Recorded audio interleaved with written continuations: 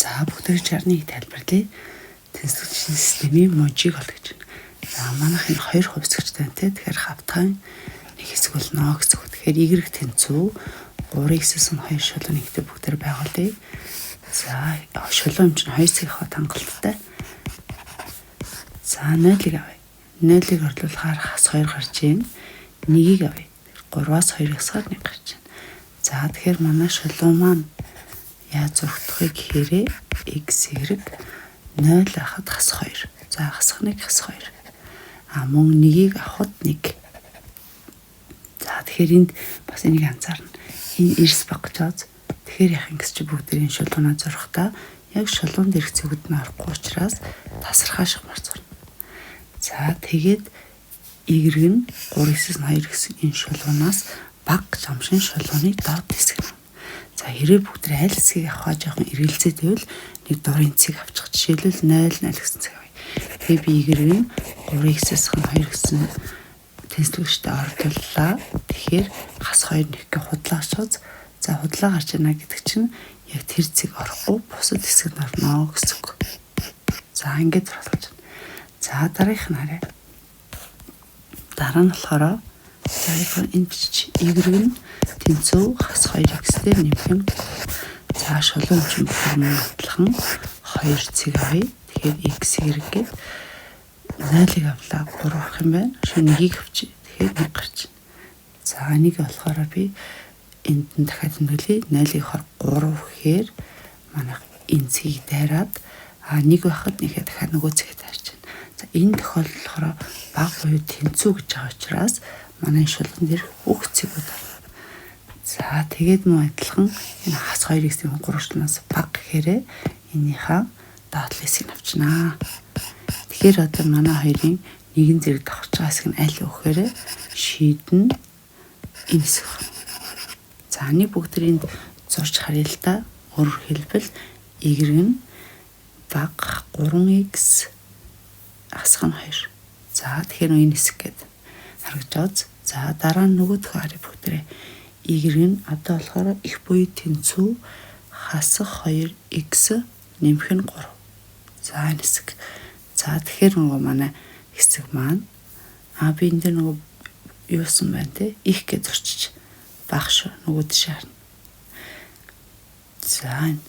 За тэгэхээр одоо сайн бүгдийн зурсан хэсэг маань энэ хэсэг байгаа. Тэгэхээр энэ илүү бараа хэсэг нь хоёулангийнх нь давхардж байгаа хэсэг нь багнэ. За 62 нь болохоор ингэ координатын хамтгаад цагаанаар буцсан. Энэ цагаан энэ хэсгийн мужийг шийд болох тэнцвэршийн системийн шийдийг бичгэнэ. За тэгэхээр энд ингээ бүгд харсч манайх энд y 4 гэсэн цэгийг дайрсан энэ шулуун байна. Да тасархаа шумаргоц. За энэ бол x тэнцүү 4 гэдэг шулуун. За тэгэхээр x тэнцүү 4 гэдэг шулуун байна. Одоо би нэг цагаанаар хэсгийг буцаасыг харуулж байгаа учраас энэ шулуунаас багыг авах гэсэн. Тэгэхээр x нь 4-өөс эрс баг. За дараагийнх нь харъя. y тэнцүү хасах 5 гэдэг шулуун байна. Тэгэхээр энэ маань y тэнцүү хасах 5. За бүгдээр энэ цагаанаар буцсан хэсгийг харуулж байгаа учраас хасах 5-аас x хэсгийг авнаа гэсэн үг те. Тэгэхээр хасах 5-аас эрс гэсэн үг. Нөгөө шулуун маань болохоор юу вэ гэсэн чинь энэ 2x-ээс 3 гэдэг шулуун y тэнцүү 2x-ээс 3 гэдэг шулуун. За энэ шулууны болохоор бүгдээрээ энэ шулуунаас доод хэсэг буюу багыг авах гэсэн үг. Тэгэхээр y нь 2x-ээс 3 шулуунаас баг. Тэгэхдээ энд нөгөө битүү шугамар байгаа учраас энийг их буюу баг буюу тэнцүү гэнэ. За одоо бүгдээр зурж харъя. Манайг энэ цагаан хэсэг гарч ирэх нүггүй юу? X нь 4-өөс эрс баг. За дараа нь болохоор y нь хасах 5-аас эрсэх. За хэсэг байна. За дараагийнх нь болохоор y нь баг буюу тэнцүү 2x хасах нь 3. Y нь x гэж утсан юм шүү дээ. Y нь баг буюу тэнцүү 2x хасах нь 3. За одоо бүгд харъя. Тэгэхээр нөгөө манай шийд маань одоо энэ давхарлцсан хэсэг энэ голд ногоо энэ гурвалж. За 3 өнгө маань нэгэн зэрэг давхарлцж байгаа хэсэг болох нэ. За одоо тэгвэл дараагийнх нь. За 63 болохоор болор өдөрт x талах эерэг билүү идэв бол дараагийн нөхцлүүдийг тэнцвэршээр илэрхийлсэн зөв харгалзааг болгож байна. За доор хаяж 6 талах гэдэг. За тэгэхээр доор хаяж 6 талах гэдэг гэдэг маань бүгд x талах хамгийн багадаа 6 гэдэг. Тэгэхээр x нь 6-аас их буюу тэнцүү гэсэн үг. Тэгэхээр зөв хариу нь энэ ахнэ. За b нь болохоор 2-оос бага билүү гэдэг. Манай билүү чи y гэсэн шүү. Тэгэхээр 2-оос багагүй гэж байна. Тэгэхээр 2-оос багагүй гэдэг чинь юу гэсэн үг вэ? 2-оос ихээ. Гэхдээ 2-той тэнцүү гэж болно гэсэн үг. 2-оос багагүй гэдэг маань 2-оос ихийг хийнэ гэсэн үг. За тэгэхээр эндээс бүгдээрээ багагүй гэдэг юм чинь 2 өөрөө орох учраас 2-оос их буй тэнцүү гэдэг авахсан чинь энэ дотор чинь 2-оос их буй тэнцүү нь байхгүй байна. За эрбэд энийг y-ийн 2-оос их буй тэнцүү гэсэн бол зөв болчихно тий. За дараагийнх нь c болсон чинь талах билүү нийлээд 10-аас ихгүй гэдэг гинэ.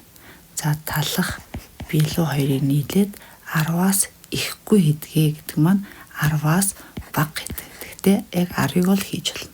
Тэгэхээр энд харгалзах нь болохоор энэ 7 дугаар шийднэ байна. За дараагийнх нь 64. За энэ тэнцвэр шин ядаж нэгийг хангах гинэ. Ядчил нэгийг хангах чинь энэ хоёрын нэгдэл гэсэн үг. Нэгэн зэрэг хангах бол бүгдээрээ огтлцлыг ав. Тэгэхээр энэ хоёр тэнцвэр шин нэгдлийг авах нэ. За эндээс хасах 4x нь нөгөө жишээлбэл хасах 3-аас бага 2x-ээс ханыг нь 3-аар үржүүлэхээр 15-аас их. За хасах 4 тухаар тэмдэг эргээд 3-ыг хувахан 4-өөс их 2x нь 16-аас их. За эндээс болохоор x нь 4-ний 3-аас их. За 2 тухаар x нь 8-аас их гэсэн үг. За тэгээ огтлцуулчих. Тэгэхээр x нь 4-ний 3-аас их. X нь 8-аас их буюу тэнцүү. За энэ хоёрын нэгдэл ядчил нэгийг хангах гэдэг маань энэ хоёрын нэгэн зэрэг байх албагүй. Ерөөсөө аль нэг газар нь 6-аас зурагц эсэд манай шийд болдог гэсэн. Тэгэхээр нэгдэл нь 4-ний 3-аас нэмэх заргүй буюу 4-ний 3 нь орохгүй байна. За 65 энэ тэгшлийн бодит шийдэх бол гэж байна.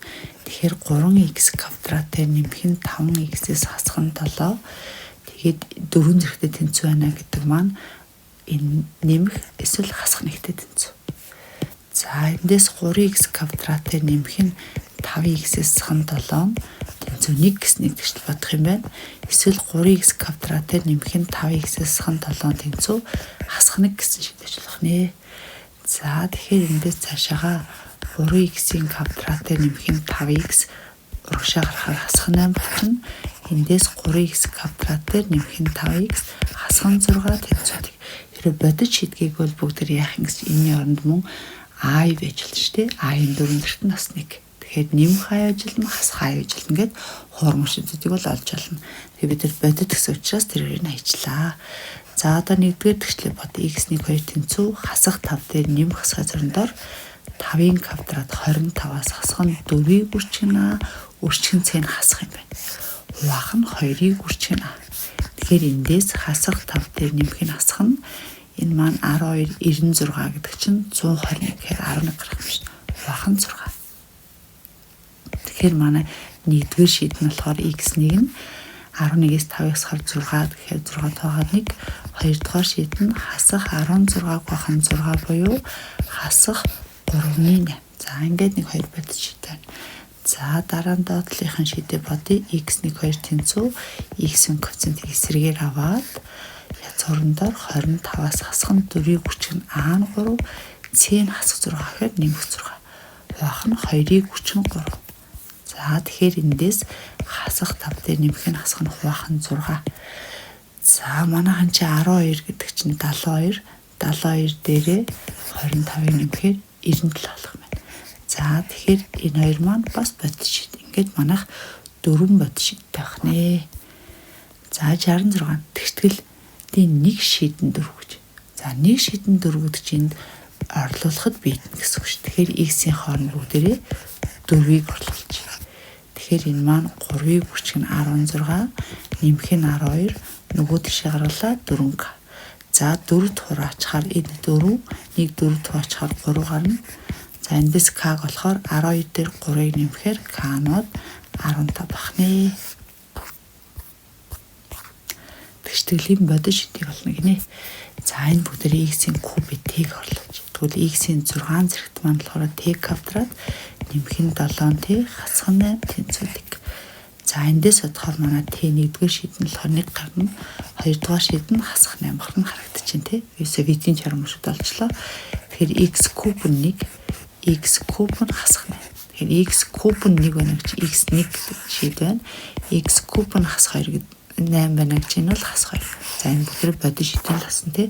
Тэгэхээр энд мань дахиад хуурмаг шидийг хэрэг хамт нь ол гэсэн бол яаж олох байсан бэ гэдгийг харуулчих. Тэгээ энэ бүгд ингээд 7 томьёор задлахаар x-ээс хасах 1, x квадрат нэмэх нь x нэмэх нь 1. За энэ хоёр үржүүлэн тэгтэй тэнцүү байна гэдэг бол x-ээс санаг тэнцүүдийг эсвэл x квадрат нэмэх нь x энэ маань тэгтэй тэнцүү гэсэн. Тэгэхээр x тэнцүү 1 гэдэг нэг бодит төвтөр олцсон. За эндээс болохоор бас шийд гарах хэрэгтэй тий. Тэгэхээр хасах 1 1-ийн квадрат 1-ээс хэн 4-ийг үрчгэн c. За тэгэхээр эндээс манай хуурмаг шид маань гарч иж байна гэсэн. Хасах 3-ыг хуваах нь 2. За тэгсэн чинь бүгдээр яах вэ гэсэн чинь 3-ыг үрчгэн хасах 1 гэдэг бол i квадрат. Тэгэхээр эндээс язгуудар 3i-ыг хуваах нь 2 гэд бас нэг юм хуурмаг шидэд байгаа. За бүгдээр бодит шидийг олгосон болохоор ингээд 2 шид таах нэ. За квадрат тэгштгэл 2 шидтэй байх p параметрын хамгийн бага бүхэл утгыг олгож байна. За манай энэ квадрат одоо энийг зурвал нэг юм парабола шүү дээ. Тэгэхээр 2 шидтэй байна гэдэг чинь юу гэсэн үг вэ гэхээр бүгдээрээ энэ квадрат тэгштгэл одоо параболынхаа тэгтэй тэмцэлгээр x тэгтийг огтлох цэг нь 2 байх хэвээр. Тэгэхээр энэ тэгштгэл 2 шидтэй буюу дискриминант нь тгээс ирсэн байна. За дискриминантаа бодохоор бүгдээрээ b квадратаас хэн 4ac буюу хасах 1-ийн квадратаас хэн 4-ийг үрчгэн c. Энэ маань тгээс их байх юм байна. Тэгэхээр 1-ээс хасах нь 4p хасах 12 нь тгээс их. Хасах 4p нь болохоор 11-ээс их болоод хасах 4 туваадгамч нь тэмдэг эсрэгээр иргэнэ. Тэгэхээр эн чинь хасах 2 бүхэл 4-ний 3-аас бага юм шүү дээ. Тэгсэн чинь энэ параметрыг хангах хамгийн бага бүхэл утгыг олгоно. За хамгийн бага гэж энд алдахааргүй байна да. Эннээс бага гэсэн шүү дээ. За 2 шидтэй. Квадрат 2 шидтэй дискриминант нь тгээс байх хэвээр. За дискриминант нь болохоор b квадратаас хэн 4ac. За тэгэхээр бүгдээр 1-ээс хасах нь 4 хасах нь 12 гээд энэ маань хойшоор 11. Тэгэхээр хасахтаа тухай тэмдэг хэрэг. Тэгэхээр энд хамгийн бага бүхэл шидэж олдохгүй хязгааргүй юм. За яг хамгийн ихийг нь олохгүй би хасах 2 бүхэл 4-ний 3-аас бага байдаг. Хамгийн бүхэл тоол хасах 3 болж таарна. Энд бол хамгийн бага гэж л олдохгүй юм байна тий. Өөрөөр бүтэр p-ийн оронд хичнээн бага тоо тавиадсан манайх шидтэй гараал. За 69 a b c d ингээд тойрог дээр орж байгаа цэгүүд a b a e b a e маань 40 градус а BEC маань 70 градус бол DC энцэг болгоно. DCE буюу энэ энцэг болгоно гэж. За бүгдээрээ эндээс жишээлбэл BC номд тулсан багцсан өнцөг маань 40 градус тийм үү? Нэг ном тулсан багцсан өнцөг бүгд тэнцвэрдэг. Тэгэхээр энэ ном тулсан дахиад багцсан өнцөг энд байна. Тэгэхээр эндээс манай энэ өнцөг 40 градус болж таарна. За тэнгууд л одоо эндээс ингээ харсан чинь манай энэ гурвалжны хувьд 70 градус маань гадаад өнцөг байх хэрэгтэй. Тэгэхээр энэ гурвалжны гадаад өнцөг маань нөгөө хоёр өнцгийнхөө дотоод өнцгүүдийнхаа нийлбэртэй тэнцүү. Энэ өнцгийн гадаад өнцөг гэдэг бол үлцэн хоёр өнцгийнхөө гадаад өнцгийнхөө нийлбэртэй тэнцүү буюу эндээс x олсон чинь манай x 30 градус байна. За тойрогт багцсан трапецийн суурьуд нь 10 ба 16. За тойрог трапец багтана гэдэг бол заавал адилжуулаад трапец. За яагаад гэвэл трапецийн эсрэг талууд маань параллелтэй. За тэгэхээр A B C D. Тэгэхээр манай энэ хоёр суурь нь параллел нэг чинь параллел шлын хооронд хашигдсан номууд нь адилхан тэр нэг номд тэнцүү номд болсон хөвчүүд нь тэнцүү. Тэгэхээр адил хажуу трапец. Тэгээд мохоо өнцөг маань 120 градус гинэ. За мохоо өнцөг 120 бол параллел учраас энэ хоёр өнцгийн нийлбэр маань 180 явах хэрэгтэй буюу хурц өнцг нь 60 градус юм байна.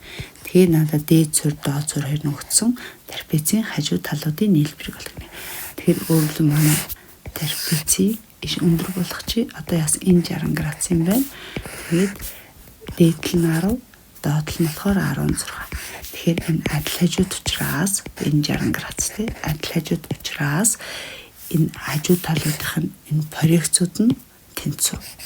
Энэ хоёр маань тэнцүү. Тэгэхээр юу гэсэн үг вэ гэснээр бүгд 16-аас 19 хар 6 гараад 2 тохоор энэ хэсэг маань 6 гарна гэсэн үг. 3 гарна гэсэн үг. 3 10 гэсэн үг. За одоо би хажуу талын хэлмээр байгаа шүү дээ. Тэгэхээр одоо ерөөсөө бүгдээрээ энэ гурвалжин дээрээсээ л энэ хажуу тал буюу x олчихно. За тэгсэн чинь 30 градус. Тэгсэн чинь тэгшинс гурвалжин дээр 30 градусын сорш катет маань гипноз хагас байдаг. Тэгэхээр манай x маань 3-ыг 32 буюу 6 юм байна. Тэгээд хажуу талуудын нийлбэрийг олгосон шин. Тэгэхээр манай хажуу тал A, B, C дээр нийлбэр нь хоёулаа тэнцүү x учраас нийлбэр нь 12 гарах нэ.